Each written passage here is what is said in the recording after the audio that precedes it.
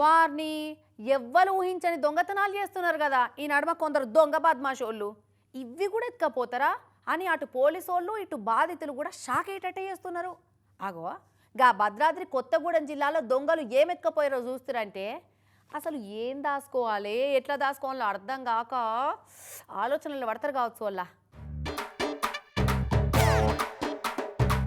కాదేది దొంగతనానికి అనర్హం అని నిరూపిస్తున్నారు కదా ఈ దొంగలు సల్లగుండా. ఇళ్లల్లా బ్యాంకులల్లా షాపులల్లా దాచుకుని ఇలువగల్ల వస్తువులను కొట్టేసేందుకు స్కెచ్ చేస్తే కనిపెడతందుకు సీసీ కెమెరాలు కాపు కాస్తున్నాయని ఊరవతల పెంచే జామాయిల చెట్లను పుష్ప సినిమాలో ఎర్రచందనం నరక్కపోయినట్టే రాత్రికి రాత్రి నరక్కపోయిరట. ఇక మొండి మొదలు ఎట్టున్నాయో చూడు మొత్తం చెట్లయి. భద్రాద్రి కొత్తగూడెం జిల్లా అశ్వాపురంలో ఈ లింగారెడ్డన్న పెంచుతున్న జామాయిల తోట ఇది. మంచిగా ఏపుగా పెరిగినాయట చెట్లు. ఈ అద్దుమరాత్రి ఎవ్వలేంది చూసి 130 చెట్ల దాకా నరక్కపోయిరట. అటు ఇటు 10 టన్నుల కట్టే ఎంత లేదన్నా 80,000 ఇలువ ఉంటది అంటుండు. అయితే నరక్కపోయినా ఆ దొంగలు లోకల్ పుష్పాలేనట. పోలీసులకు చెప్పినా భయం భక్తి లేకుండా అమ్ముకున్నారట. ఎంత ధైర్యం చూడిగా.